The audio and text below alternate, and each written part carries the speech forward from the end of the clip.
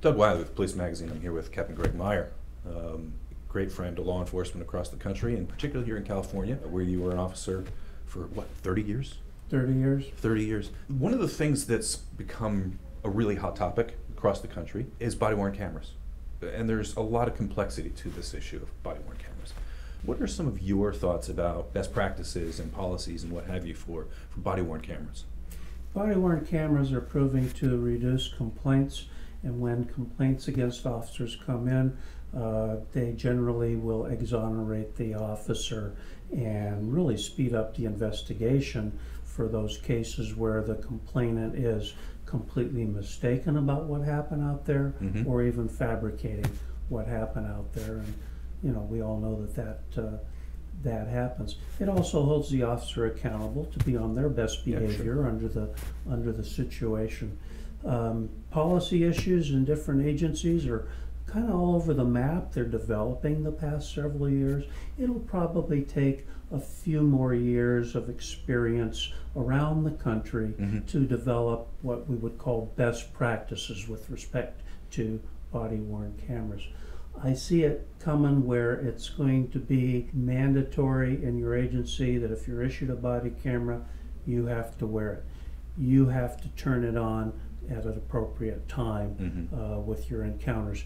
You cannot turn it off until an appropriate time with your encounters.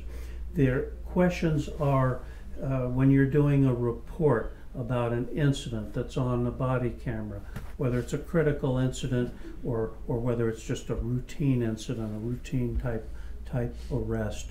Do you get to see your own body-worn camera footage before you write your report? Right. If it's a critical incident where there's going to be a big investigation about what you did out there, do you get to see your body-worn camera footage before your interview? Or do you give a preliminary interview and then see the footage and then be able to augment your prior interview based on things you see on the camera that you didn't quite remember? And ideally, administration, management, internal affairs, etc., won't end up playing a lot of gotcha on those things. Right. Because there is that potential too, if your policies and the administrative culture isn't in tune with, hey, we're all human beings, mistakes can be made.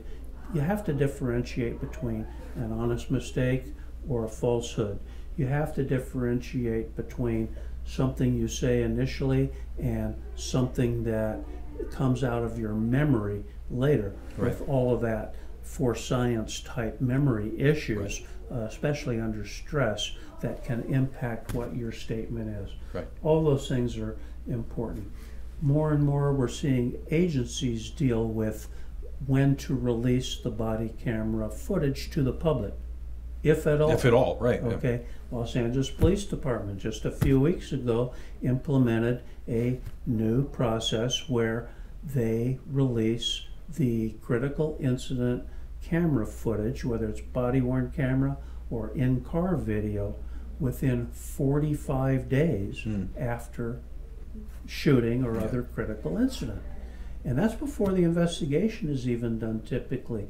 And so that's been a little controversial for some folks, but quite a few of them have been released now. And the question will be, when's the public going to run out of appetite for seeing these things? Because there's many more incidents than the media can possibly show around the country. And it'll be interesting to see where that goes over the course of time. Couple of cautions with body cameras for the officer's own knowledge, and certainly for the administrators and the investigators of a critical incident and the adjudicators, whether you have whoever the boss or your chief of police is, a police commission or a civilian review board, or whatever your agency has that oversees your use of force investigations. Body cameras have some limitations. For example, body cameras will give you these days a pretty good field of view, but they don't tend to cover your entire peripheral vision. Okay, that's one.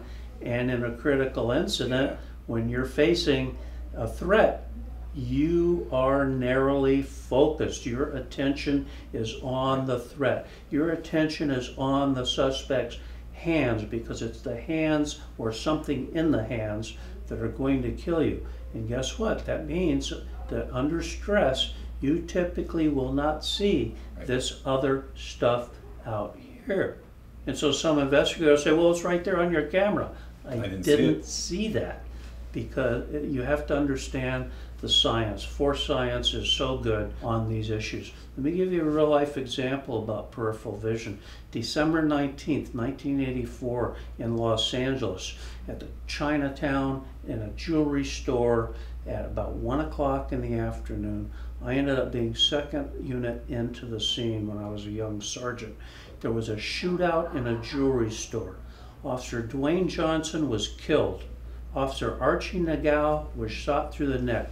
They went into the jewelry store not knowing there were 3 armed robbers inside the jewelry store. The shooting started. Officer Johnson, unfortunately, was dead when he hit the ground. Archie Nagao, as he drew his firearm and started assessing the situation, one of the robbers was 90 degrees to his left, completely on his peripheral. If there had been body-worn cameras in 1984, they would not have picked that up. Right. Archie picked it up and perceived that this suspect was drawing a firearm, and Archie immediately killed that suspect right there. Mm-hmm. Body camera would have missed that perception. So they have limitations.